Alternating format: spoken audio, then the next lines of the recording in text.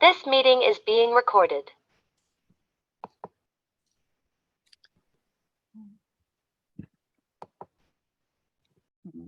Okay. Let's start. Good afternoon, everyone.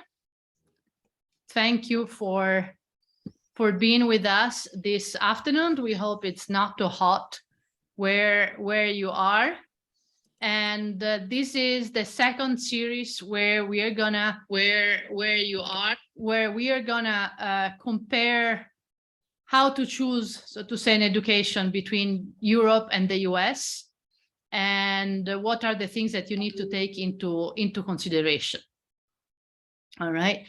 Now we have 4 speakers with very different backgrounds. I will start introducing 2, and then I will give Damiano the task of introducing the other 2. I'll do ladies first. So the first speaker is Stephanie Anderson. Stephanie Anderson is a professor of political science and the head of School of International Relations at the University of Wyoming, School of International Affairs, University of Wyoming. She, after studying high school in New York, she studied around in Europe. She spent 8 years overseas between her undergrad and graduate education, ended up getting a PhD in Cambridge, and then went back to the US. So she has studied on both sides of the Atlantic. And then going to Francesco Sommariva. Francesco actually started his career as a top manager. He was the CEO of Alfa Romeo France, when Alfa Romeo France was very important. And then, like many, he decided to change career, and he brought his experience to the class. And he has been teaching for the last 2 decades, if I'm correct. And he is teaching European School of Economics, which is actually a British school located in Italy, and is professor of human relations. And Damiano, well, Damiano is my good colleague at the University of Vergata. He heads international office, and he's my partner in crime in organizing this. And I'm gonna give him the task to introduce the next 2 speakers. Off you go, Damiano. Yeah, hello everyone. Good afternoon or good morning. It depends where you are located. Thank you, Federiga. Let me introduce Alejandra Otero. And she has a very great experience in international field, especially in the marketing and recruitment activities, because she is actually member of the EIA expert group on marketing and recruitment, and she worked for International Department of Education both in Europe and US. So she has a very interesting and good background to give a value added to the conversation of today. And I will give a very great welcome to our friend Enrico Sartor, that he is actually he's director of global engagement in Venice University, Foscari Venice University, and he has a very great experience in international field. She wrote many articles on activities related to the students in terms of education and the guidance for them, and participate in many conferences and seminars before the pandemic, now webinars. And I think that also he will be a very can give a very interesting point of view in this specific webinar. So welcome, Alejandra and Enrico, and I will give back the floor to Federiga to starting this quite interesting webinar. Thank you. And thank you, Damiano. And for the people who are looking at us from home, please feel free to come in at any moment with questions. You can type a question, raise your hands. This is supposed to be a conversation. I know there are people here who are like many of us across the two systems, and are wondering, what would be the best choice for my son. My son was in, for instance, one question that I can ask, and whoever wants to answer, if a kid has done a regular American school, where can they go? And vice versa, if a kid has done, I'm not talking to IB because IB has entrance everywhere, but regular, or a kid has done a regular school in Europe, where can they go? What are their options? What should they do to apply? I wonder, maybe Alejandra, you want to start and answer this question? Say I'm a parent and I'm asking you. Yeah, so I think the options are completely very broad, and that's the most difficult question at the beginning. And if we start by narrowing down, I would focus into 2 points. Where do you want to study, and what do you want to study? That would be my very first approach to start narrowing down, because depending on the age of the learners, they might not know it at a specific point. Duration, yes, the degree is definitely something, but the macro segmentation, let's say, would be something very important to take into account. And then we start really narrowing down not only where they can access to, but also, on the other hand, what are the different offers. So maybe start already thinking of some criteria that are important for the learner, and in some cases, depending on the countries, for the parents. So, for example, what's the quality of the teaching? What's the reputation of the institution? What's the diversity in the student body? Is it ranked? What's the employability outcomes behind, et cetera, et cetera. So those elements are extremely important to take into consideration before, I would say, even thinking, where can I go with that degree I have, either from the States to Europe or from Europe to the States. And once those elements are really, really, really clear, then we match that with, okay, now with my specific situation,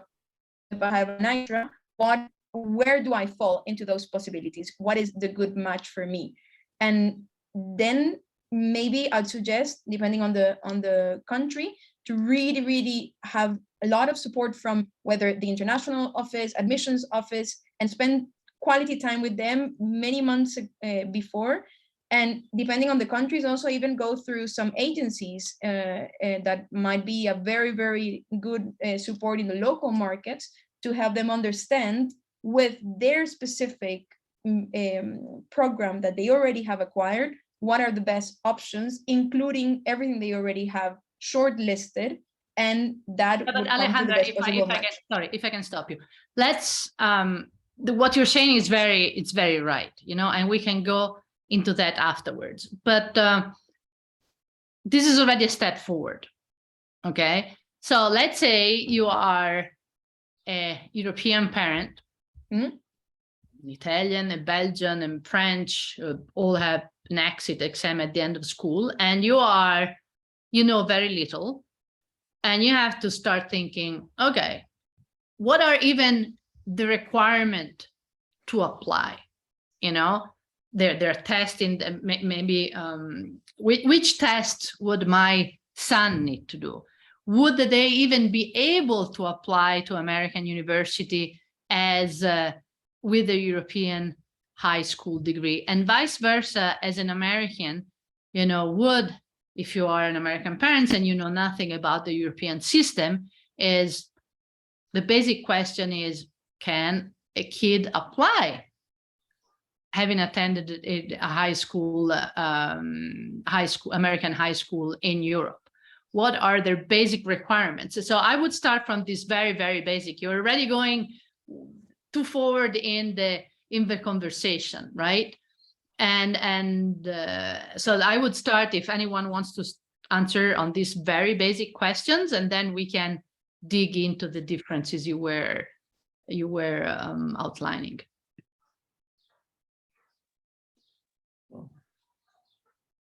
Who wants to go?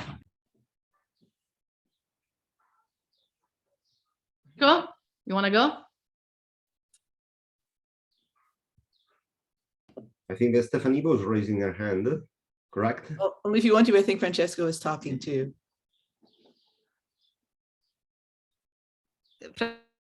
Francesco, you need to unmute.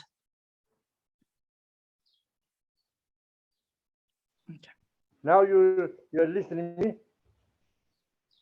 Okay, quickly. Europe is not, I'm speaking only of Europe. In America, want to come in Europe, first of all, has to know that all the programs are different country by country. In Germany, classes last 3.5 years for a bachelor. In Italy, 3 years. In France, 3 years. In UK, 3 years. In Belgium and in Spain, 4 years. Secondly, that the requirement to be admitted are very strict in Germany. Depends the college you have done, the high school you have done, and the grade you have obtained. Not in Italy. In Italy, some university ask a test. Not in UK. In UK, it's important to have passed the college with correct grade and being able to spend, because that is the other difference. In UK, the cost of a university for an American is roughly 19,000 euro per year. Unless you're in Scotland. Scotland is free. College is free, yes.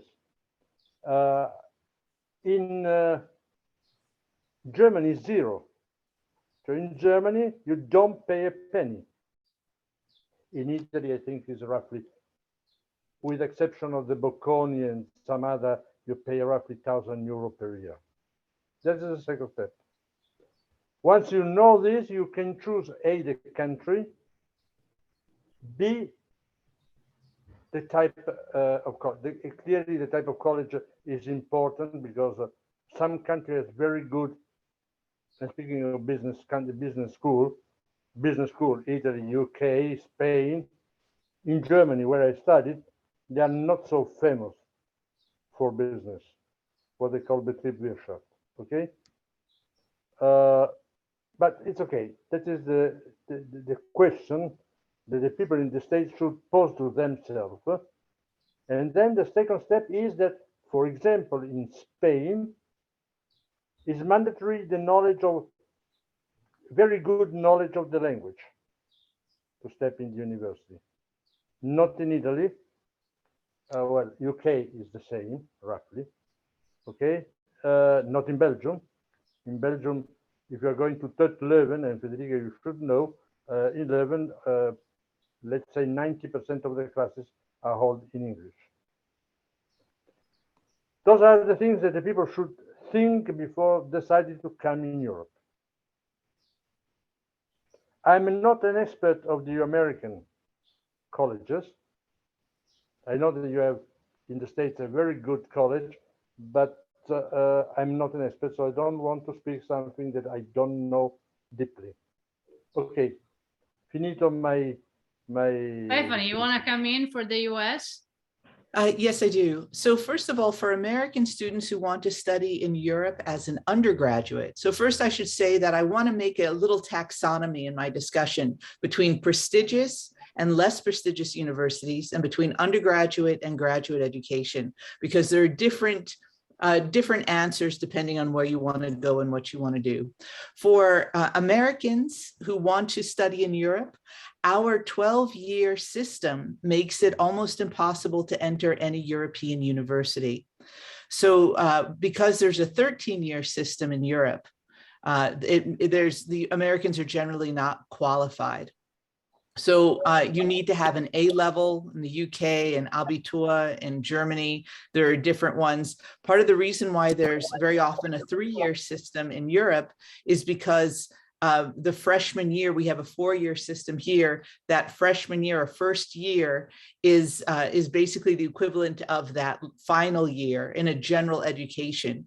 And so if you go to study in Europe, you usually go to study one subject in particular. It could be engineering, it could be law, it could be sociology, it could be any of those things. Whereas in the United States, they consider it a time to explore lots of different classes to see what you want to have. So if you go to Europe, you have to show that you have this extra year, or there's maybe some universities are more open to having Americans go in, but that can be a real problem. In terms of Europeans who want to come to the United States, they will generally get a full year's worth of credit when they come. So for example, my friend who did her A-levels in the UK, she was able to graduate from Harvard in just 3 years because they gave her credit. If you have an international baccalaureate, you will also get credit towards your degree. So if you're looking for a way to save money, keep in mind that if you have a European degree, it's very likely you can finish a year early. When we're talking about $50,000 a year, that can be quite the savings. So let's say you want to apply as an undergraduate to the most prestigious universities. I believe Harvard right now has a 3% acceptance rate. Stanford has about a 5 or 6% acceptance rate.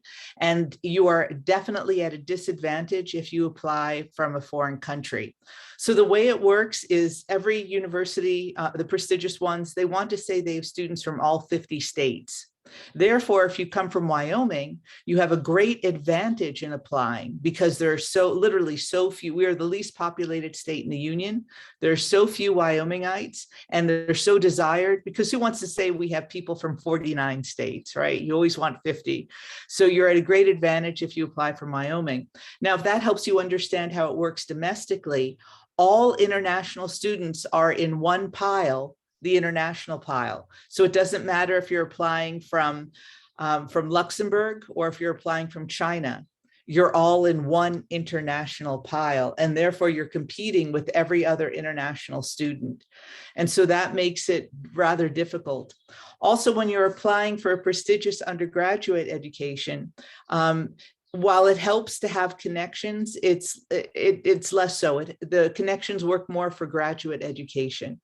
For the undergraduate, you're going through a process where they look at your SAT scores.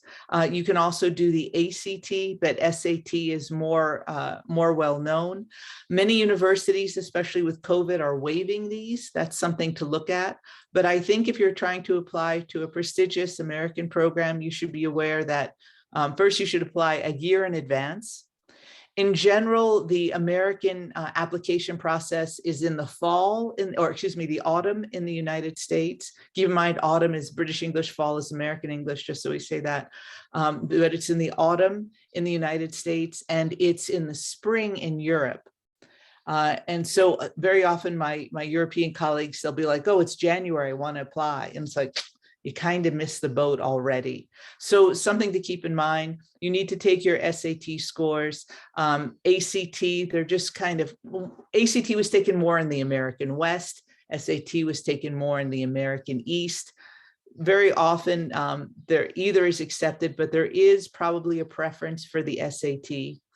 These are annoying tests that can take 6 hours. Thank goodness you can now take them from, with computers. It's a lot easier than, back in the 20th century when I was applying. But it's still something to keep in mind.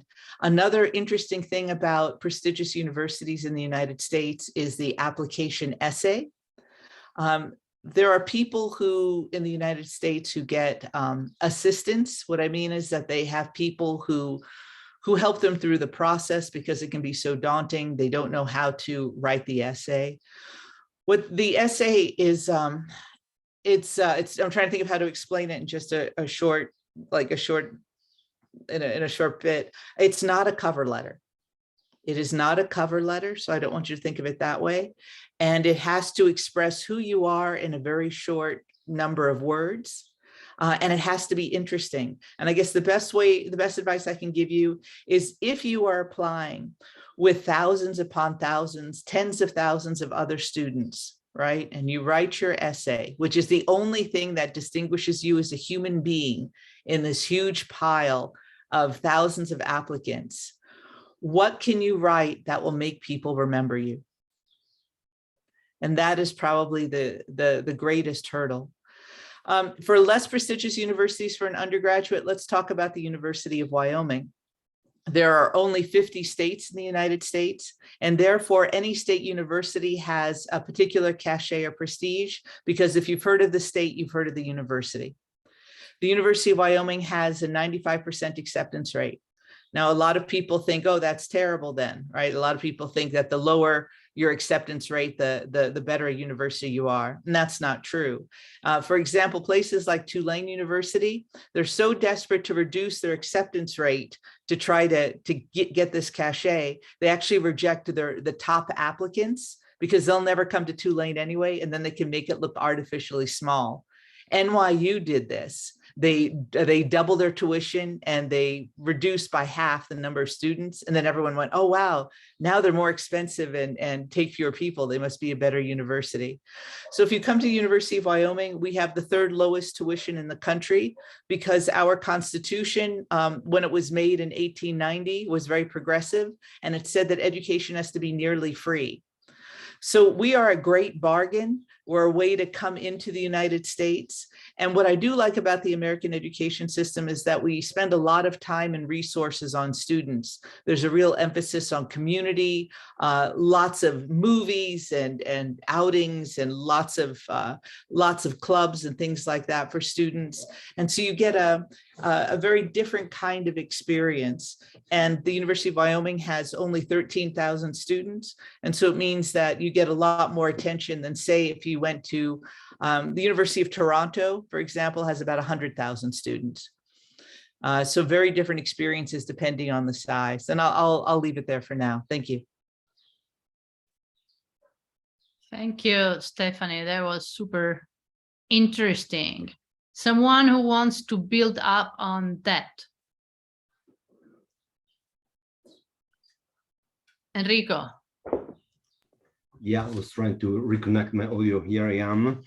So good evening, everybody. Thanks for the invitation. I can say something about Italy, if you don't mind, trying to specify how it works here in our country. Well, the first thing to remember is that Italy has been becoming a more interesting destination for higher education studies for international students. UNESCO says that now Italy is number 11 destination in the world.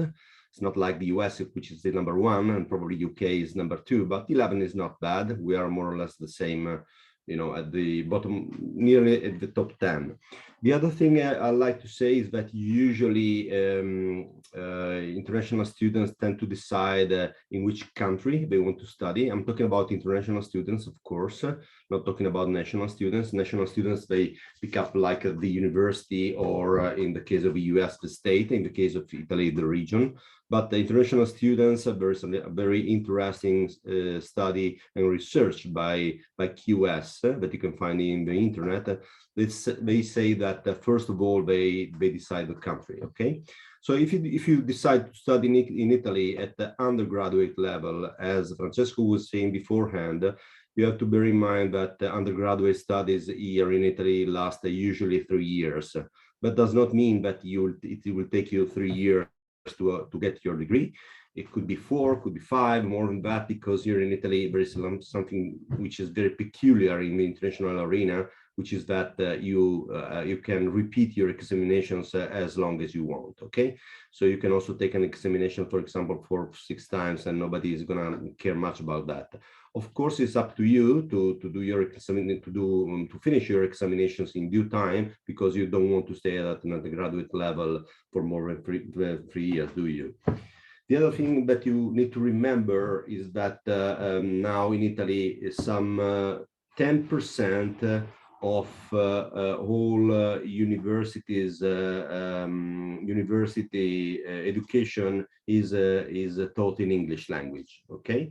So in Italy now there's more or less 5,000 universities courses, subdivided in BA and MA, and 1/10 is all in English. Okay, so there is a wide array of opportunities to study in English language, unless you are fluent in Italian and want to study in Italian. The second point is about requirements, or usually a knowledge of English if you want to study in English, or Italian if you want to study in Italian at the B2 level. So not C1 is not required, B2 is required, which is I think 5.5 IELTS, so something like that. So the proof of knowledge of English is the first thing. The second thing is that you have to figure out where do you want to study, and now there is a very interesting directory you can have a look at where all courses offered by Italian universities are listed. It's called, let's pronounce it in English, universitaly.com, I think, or .it, I can't remember. There you have a list of all the courses. It's compulsory for the for Italian universities to upload their academic offers there. So you'll find all the academic offers that are updated. Talking about the costs, as Francesco was rightly saying beforehand, Italy is not as cheap as Germany, where fees are zero, but it's not as expensive as UK, where fees are in the order of, I don't know, maybe $15,000 per year. In Italy, you're going to spend, for what concerns university taxes, something between 1,000 and 2,000 per year, which is like 3,000 to 6,000 for the whole BA, which is like affordable. The other interesting thing, of course, is that Italy is quite an affordable country. It's not that expensive to live here, unless you live in Milan, of course. But if you, or Rome, let's say the big cities, but if you live elsewhere, it's not that expensive. It's not as expensive, such as, for example, if you want to make a comparison, such as, I don't know, Australia or the same US or UK. Other things randomly, how do you apply? Well, it really depends upon each university. Some universities have developed a CRM system, and you can find an application link within their web pages, their homepage. Other universities are not that developed already, so you have to write applications letter in the link that you can find within the university themselves. Other requirements, usually for the BA, it's enough to present the proof that you finished your high school, but for some courses, also an interview is required as well. So some courses we call a numero chiuso, closed number. I don't know how to translate it in English, but you have to also to sustain an interview, which can be done, of course, via Zoom and stuff like that. Final thing, how many calls do Italian university offer? It really depends upon the universities. Some universities have an open call, so they open the enrollment procedure in October and they close it, let's say, in July following year. Some others have a couple of calls, one in October to December, and the second one from January to March. Usually, the most developed and better organized the university, the sooner that university closes the call itself, because they are looking for qualified students, okay? So this is like a very quite good indicator of how good the university is, not as such, but as far as its internal organization and evaluation procedure is concerned, okay? Another interesting thing, another two things, and then I can stop my first speech here. Another thing is that most Italian universities today are ranked internationally. If we talk about like the three major rankings, which are QS, Times Higher Education, and Shanghai Jiao Tong, you won't find, you will not find any Italian university in the top 100, but you will find 70% of Italian university in the top 500, which is another way to say that we don't have here in Italy first class universities, but the average of university system is very good. Last thing I like to tell you is something about the visa procedure. visa procedure, you can apply for a visa once you have an application letter, an acceptance letter, by the university itself. Without the acceptance letter, you cannot apply for a visa. When you apply for a visa and other things are asked to you by the embassy, if you need a visa, of course, and it really depends on the states where you are resident. It can take up to a couple of months, so you have to apply to a visa beforehand. So take into consideration also these administrative things that you have to do before coming to the country. Thank you very much, Enrico. I would love to remember the public that you can come in at any time with questions, either raising your hand or by writing in the Q&A chat session of Zoom. And Steph, I see you took away the micro. You want to come in? I do. I'd like to talk about funding for a minute. So the United States, it's well known for having very expensive universities. And so funding is usually a #1 question for anyone trying to study here. So a few things about that. American universities are usually have very large endowments, and that's the way that a lot of them get their money. And for example, the University of Wyoming, you may not realize this, it has close to $1 billion endowment. And so we are able to use income off of that endowment for a variety of scholarships, depending on what the donors want. And so something you may not realize is that there are donors who love Italians. There are donors who love the French. There are donors who love Afghans. And so I don't know about a universal database, but there's probably something out there on the internet. But there is probably some university with a special scholarship for someone from your country. And so that's something you should look for, because let's say that Penn State, you may never have thought of going to Penn State, but it has a full scholarship for women from Belgium. Then that could be something for you. And so I wanted to let you know just how granular some of these scholarships are for a particular kind of people. So it could be people with red hair, there's a scholarship for them. And it really does get a little odd that way. And very often, because people don't know about these scholarships, they sometimes go without any applicants at all. Now, some universities are getting smarter that they put the whole pile in and then they get to choose among the applicants, but sometimes they don't. And so that's something that you might consider. Don't forget about the Fulbright. That's really for graduate school rather than undergrad, but that is a way to get money to come to the United States. So I just wanted to make sure that you knew about that.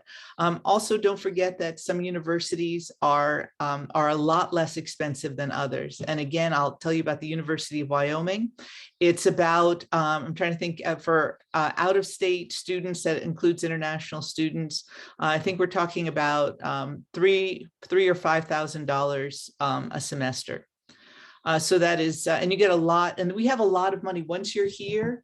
For example, I don't know what your thoughts are about Dick Cheney, but Dick and Lynn Cheney gave, when they had to divest their money from Halliburton, when Cheney became vice president, he gave all the proceeds to the University of Wyoming.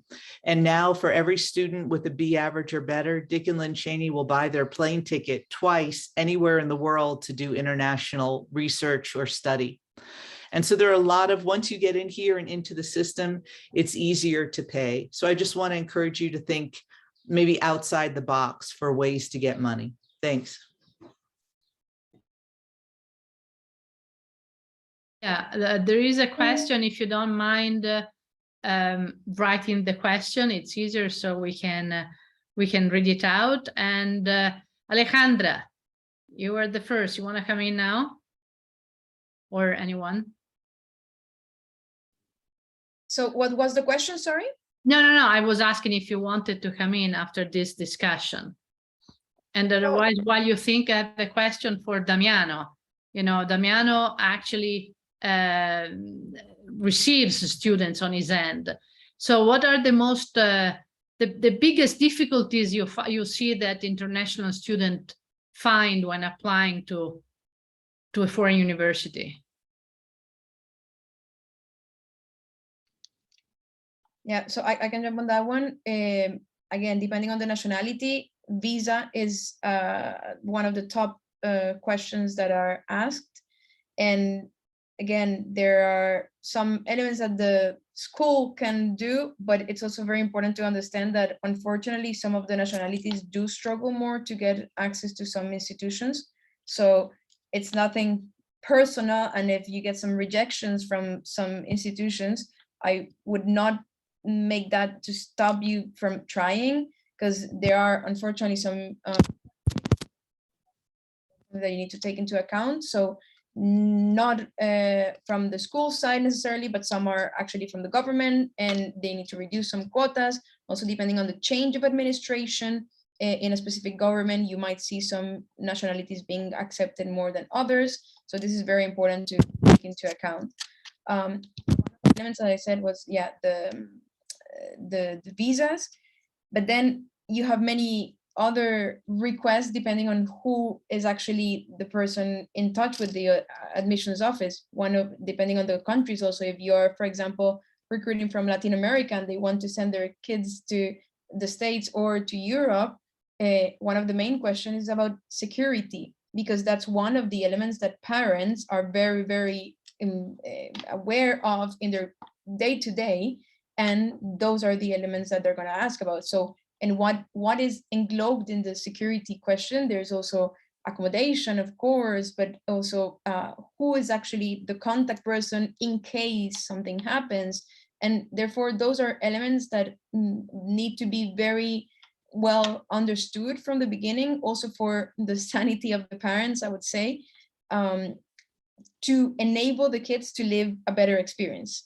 So those, I would focus right now on those two elements from the top of my mind when I was both in France working with some international students and in the US. Those two elements were extremely common in both roles.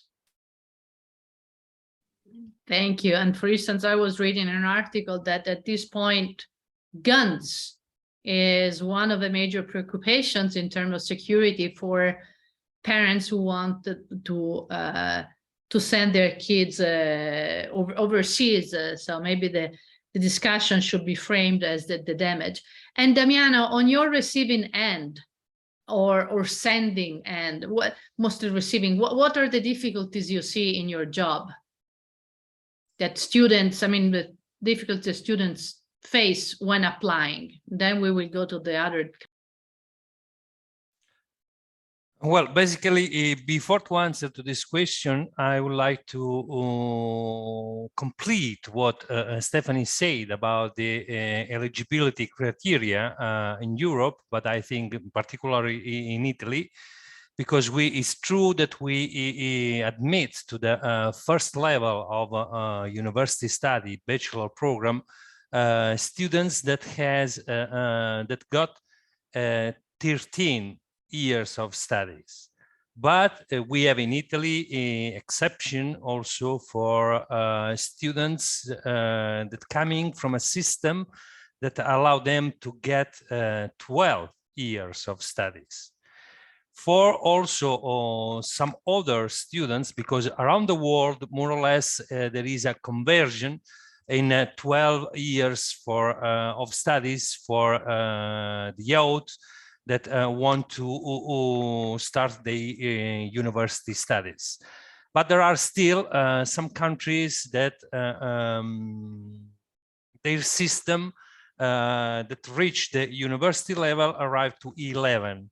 In that case, we use, is a common practice now from a couple of years to use what is called the foundation year. That is 1 year where students can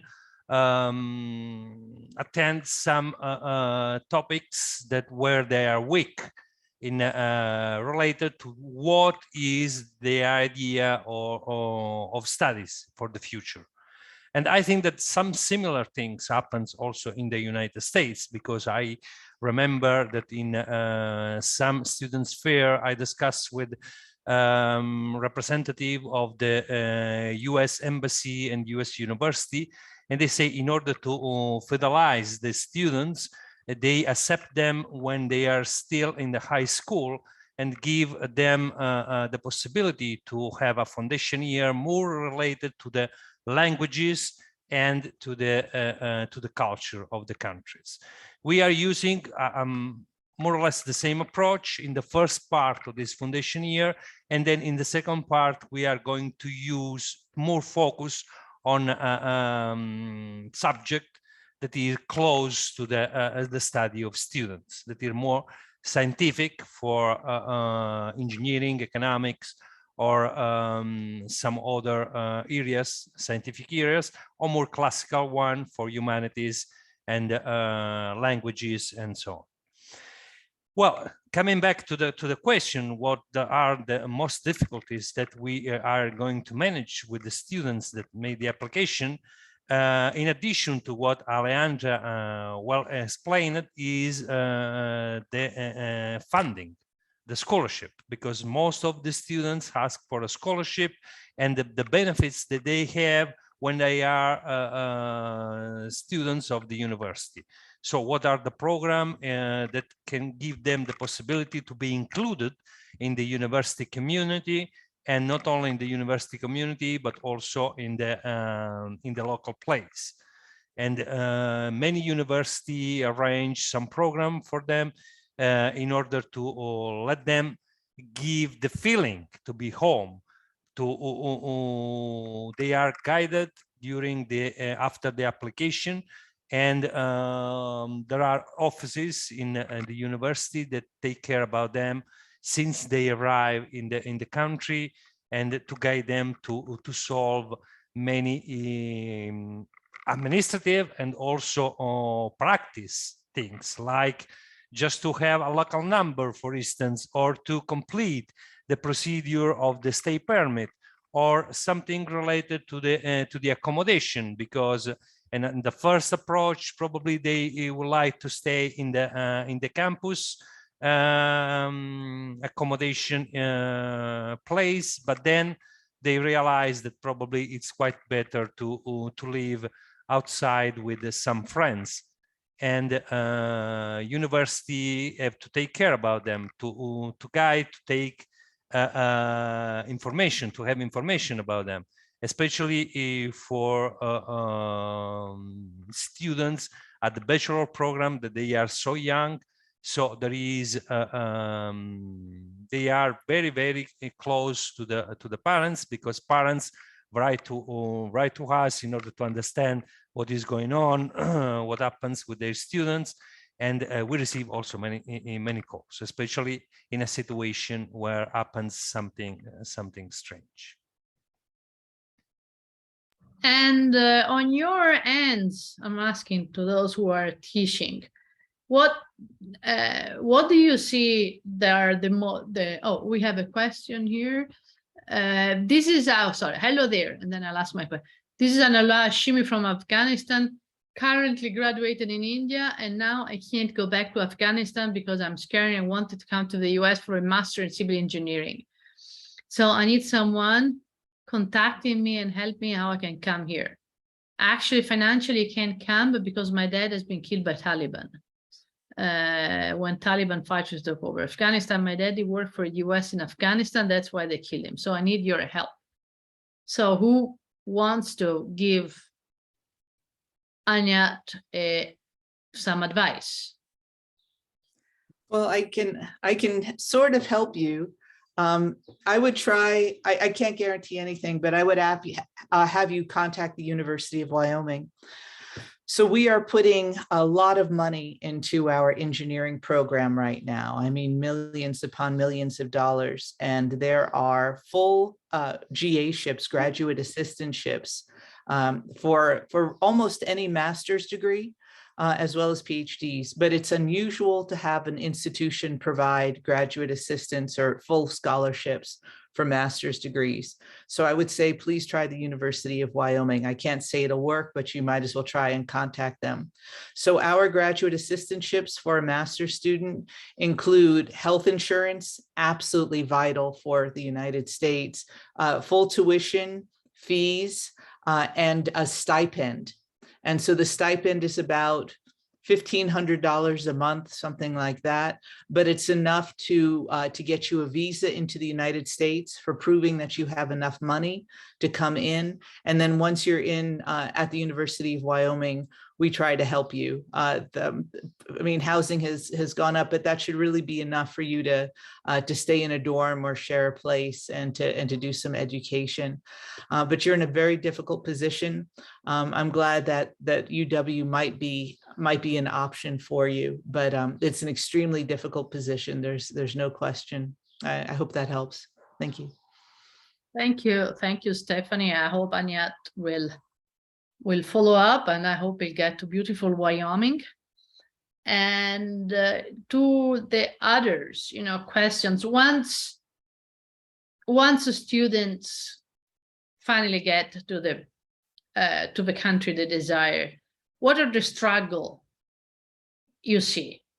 I know the struggle I found as a foreign student, but they may be a bit different today. So what are the things that in thinking ahead people should put into account according to you?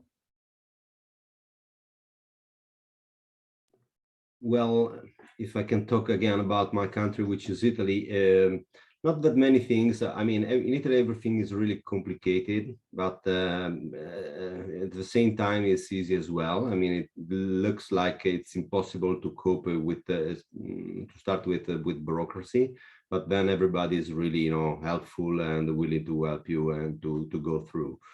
The first thing I would like to suggest to an international student is to take care about their accommodation. Not all universities offer that kind of service, and also they need to bear in mind that Italian universities are normally not organized in a campus way. Italian universities are embedded within the cities. Italian universities are centuries old, so it's all old palaces in the city centers and stuff like that. Now most of the universities are starting building universities residences, and so students can find an accommodation there, and usually international students have got a sort of a right to book beforehand their accommodation. So first of all, bear in mind your accommodation. Ask your university of destination something about that. And after that, you won't find that many difficulties here in Italy, because Italy is also like pretty much a touristic destination. So we are quite used to host international people, international visitors, and we are used to foreigners coming to our countries. And as I said before, the number of international students in Italy is increasing year after year. I actually have a question for Francesco. So you teach in a British school in Italy. So until 2 years ago, that was easy peasy lemon squeezy. But today, today things are complicated, right? So what people should keep in mind is if they want to have a British education, but they don't want to pay the price of living in Britain, and maybe they want to be in sunny Italy. Federiga, just shortly. First of all, I have to add something about the academic procedure. In Britain, since the Britain go to Brexit, they lost a huge number of students in UK. Okay, so they became all the British university became extremely strict and stricter in the academic way. I give you just a stupid example. I grade my students, then there is an external examiner who controls my grading. There was never before. Now it's a typical way to operate in UK. About the students who are coming, we host students from, I have 3 students from Libya, 4 from France, 2 from Washington State, from Seattle. We're doing the master right now. A lot of from Balkanian area. Okay. What they demand, okay, Italy costs less than UK, but what they demand is to be involved in the culture of Italy. So we are doing a lot of activities. There is a girl by us, Gemma, who is bringing the student regularly to events, Palazzo Strozzi events, to the museum, etc. I organize especially any term a trip. I was in Vienna last term. I bring my student in November in Sicily. Why? Because they want to know the culture and stay together. 2 things: stay together and know the culture. We are organizing also a lot of activities, like to go out to dine together. Not very cheap to dine together, but I am organizing a pair of friends dine where they can dine for a discounted price altogether again. And that is something that we really appreciate. The second thing that they appreciated, our classes as a Florence are mandatory, should be less than 25 students. The classes are, as all UK universities, mandatory, but not like when I was student in Germany, 140 or 400 students per class. We are 25. So the teacher has a direct contact with all the students and know everybody. And that is something they really appreciate. I just give you a stupid example. A Dutch from Amsterdam, father very rich, work in Hong Kong, graduated a couple of months ago with me, and he still keep writing to me on Messenger because the contact was so good during the 3 years.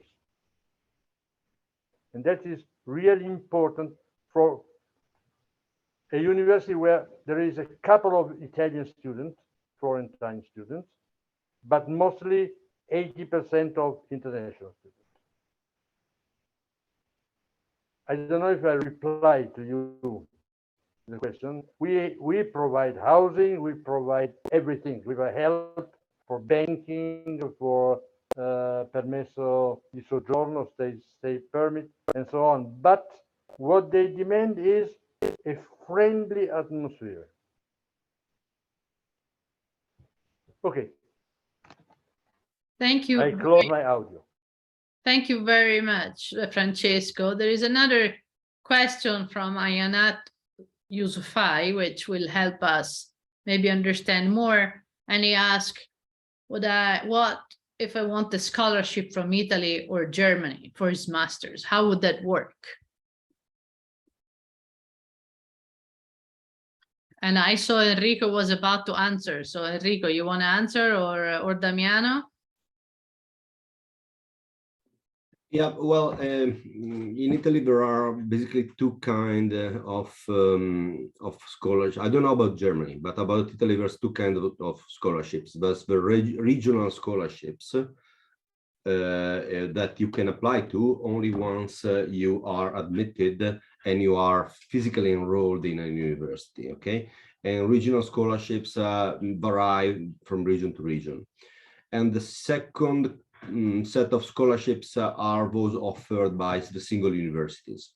One thing I didn't touch upon beforehand is that Italian universities are really, looking forward to welcoming international students.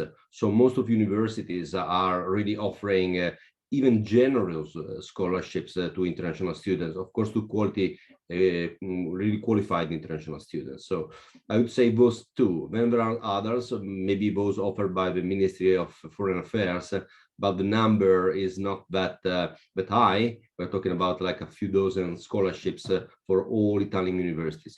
So definitely go through the universities you are interested to, websites, and touch upon, you know, those that are offering scholarships. Nowadays, most of them are offering scholarships. Yeah, if I can add on the foreign affairs scholarship, foreign affairs ministry scholarship, which I also got at the time. They are few, but they're also, so the scholarship from the foreign affairs ministry, the Italian foreign affairs ministry, is actually for Italians who want to study abroad. Okay, and they usually cover living costs. Not very rarely you can pay the fees for foreign students, but they can be, I mean, for countries like Spain or Germany or others. I mean, I went to Norway with one of those scholarships back in the time, and Norway wasn't exactly the cheapest country. For foreign students who wants to come in Italy, the foreign ministry scholarship are actually given by their own country. All right. So say Spanish wants to come, they can apply, but again, they're not so many and they're not so little. So in the case in point, I don't think that that would really work. Do anybody else in the people holding from home? Yep, for go ahead. Germany. And you know, I know quite well Germany. I spent a lot of time there. Germany has a different system. The university has their own scholarship. You have to apply. When you are enrolled, you can apply for the scholarship. Or the best way to bypass all the system, Italy and Germany, is to apply to an European Union scholarship. It's difficult, but they pay a lot. I just wanted to add, for those who want to study in Germany, you have I always forget what it stands for, DAAD, the Deutsche Akademische something, I can't remember how it works, but they have so many scholarships to study in Germany for so many different types of programs that are open to people around the world. And that coupled with the free tuition really makes it a good place to go. And I'll just say that my daughter wanted to do her master's in neuroscience. And I said, honey, I don't have $50,000 a year to pay for such a thing, because it's very difficult to get money for master's programs just in general in the United States. And so she went to the Ludwig Maximilian University in Munich. And then when she was there, she got a HEB position, a graduate assistantship there. And so there are some really good opportunities. Thank you.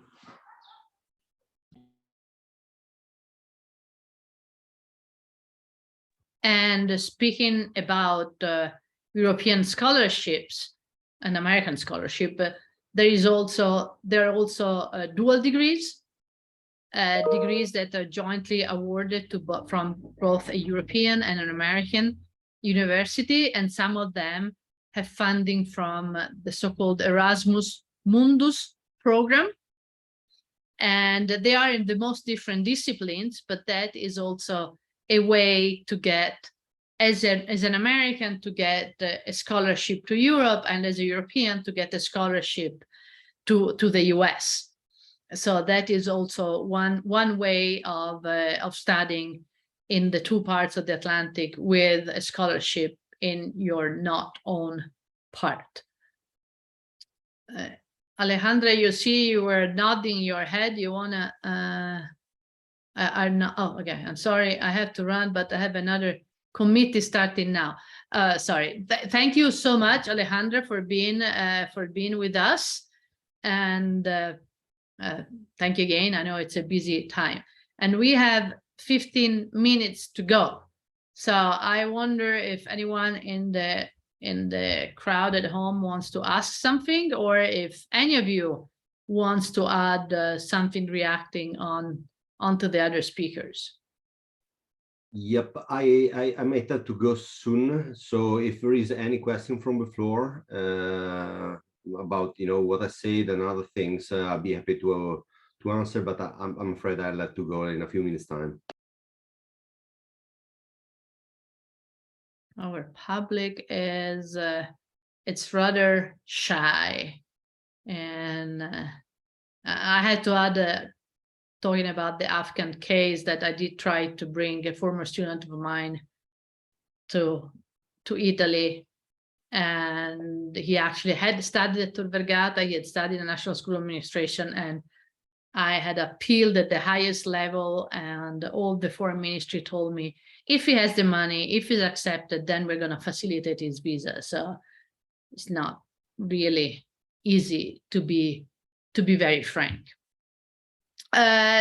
Let's do 3 minutes, 1 minute each to conclude. Any final remarks that you would like to offer to the panel, to the panelists, to the people who are going to listen after we have finished recording this?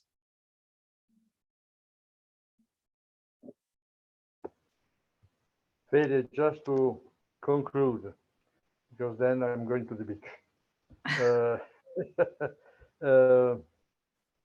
Okay, it's part of the life. Okay, I will suggest anyhow, any person who wants to study abroad to bring with himself the curiosity to study abroad. Okay, that is one of the things that I always suggest to my people. I was discussing with 2 Libyans. Their family were destroyed. They are rich, but their family were destroyed. But they are so curious, so plenty of willingness to know, that everything was bypassed. And that is something that the people should remember if you want to study abroad. Otherwise, you go back to the culture shock, to all the problems that affect the students. I just conclude and give the other to reply. I'd like to add something to what Francesco said, and I completely agree. But I want something a lot of people forget when they go overseas is that humans will go through a particular process of living overseas. And if you're not familiar with it, it can be very shocking.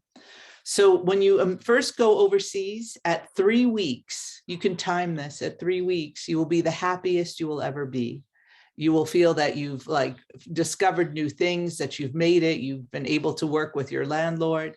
And then 3 weeks later, at 6 weeks, you will be at the lowest you will ever be. And in fact, this also happens when there's a death in the family. It's at 6 weeks that things really seem, you're in shock at first. At 6 weeks, it's the worst. And the problem is at 6 weeks, a lot of students want to abandon their time overseas because it is so difficult. And they had been so happy and now they're so low. It will then take 6 weeks to get up again, but you will get up and you will never get as high as that first high, and you will never be as low as that first low, and it will flatten.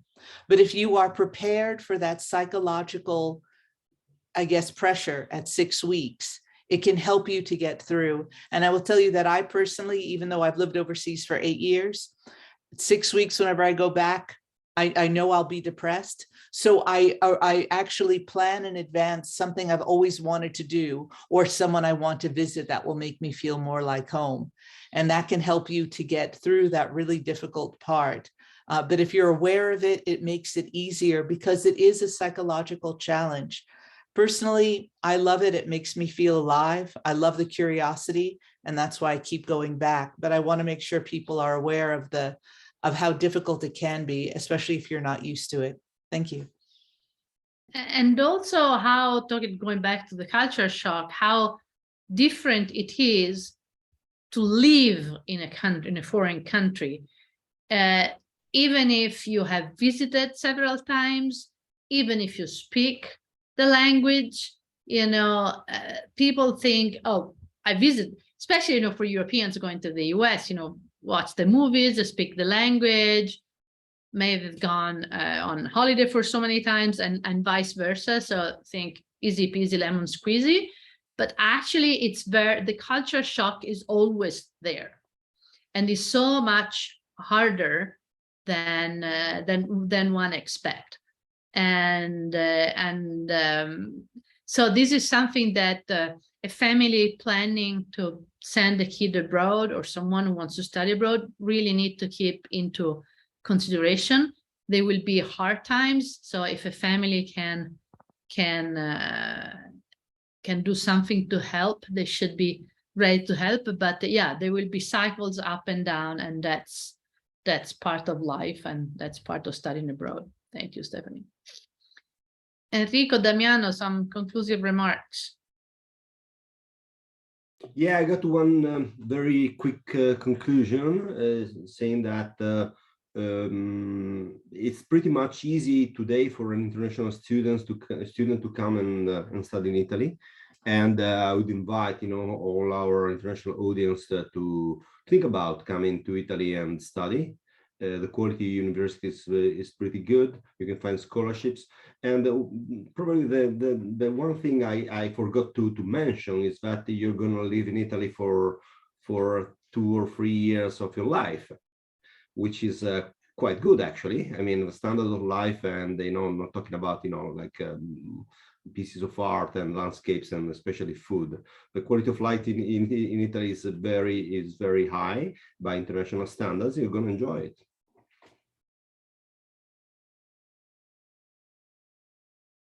Damiano?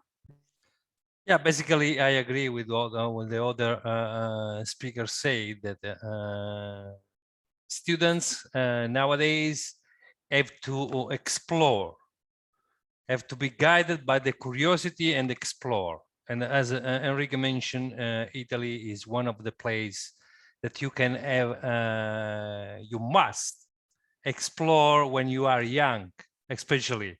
And then you can come back many times because you really understand and enjoy it. Thank you.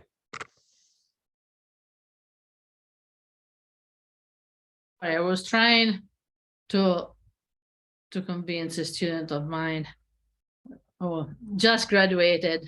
She's from Israel, and she lived 3 years in yes, you can. So I think we're gonna conclude with this. I'm gonna promote her to a panelist.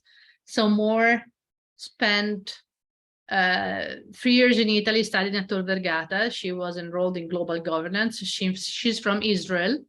You have to give it that Israeli kids are better suited to study abroad, because generally they also have to do military service before they come. So maybe we wanna finish with, and since we talked about up and downs, we wanna finish with more giving our student perspective. And by the way, more has been instrumental, is by Enrico, has been instrumental to run all these seminars. So I want to thank her for that. Go more. Hi, everyone. Can you hear me well? Okay, perfect. So first of all, thank you, all of you, for participating today and really giving much more information about the procedural process. As Bindi mentioned, I'm a foreigner studying in Italy. I did my BA in global governance in the University of Rome to Vergata, and I just graduated. I really want to touch something that was mentioned here about the ups and downs and the procedural process as foreigners needs to face here. As a foreigner here, I have to say, it was a shock.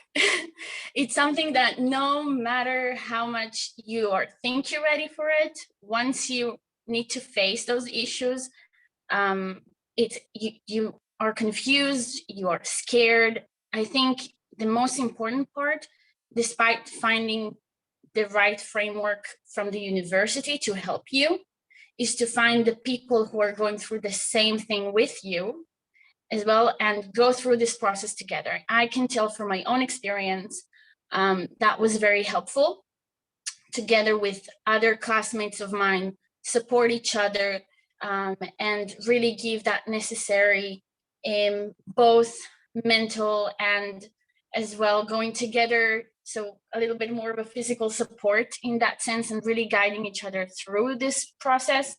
Also, I think another thing that can be very interesting to touch upon, maybe that's for a completely different webinar. I think we were talking about the issue of cultural shock at the beginning of the studies. However, once you go abroad, also, for example, for myself, you think, okay, now I need to go back. So this kind of gap of the process that you're going through as a student, your self-growth, the things you learn, and now how you take these things with you and bring them back home, and how you can really use them for the future. But in terms of more specifically Italy, very shortly, I was a bit confused with the process. However, the university gave me really the right tools with the welcome office, for example, into Vergata, as well as some programs that we did as part of the university, to approach students in the early stages in the admission process and really guide them through. So it is, I think, important to create in each university this sense of community to support each other. I'm not too familiar with how it works in the US, but as I heard from previous speakers, there is really awareness of that. But yeah, I mean, overall for me, the experience in Italy was something I know for sure I will never forget. And I've learned so much from the culture, from the process. It helped me grow so much. But yeah, I think that's kind of like it as a student when you come from a different country, different context as well, different language, you all the time need to evolve, to improvise a lot. And then you just go and grow from it. And yeah, I think that's pretty much it, what I can give in those few minutes. But yeah, thank you so much. Thank you so much more. And I think this is an excellent way to finish, which resumes a lot that have been said today. And keep tuned. We will do more webinar. We'll do a final conference. We'll give you notice. Thank you so much, everyone, and have a good afternoon or have a good day if you are in the US. Thank you.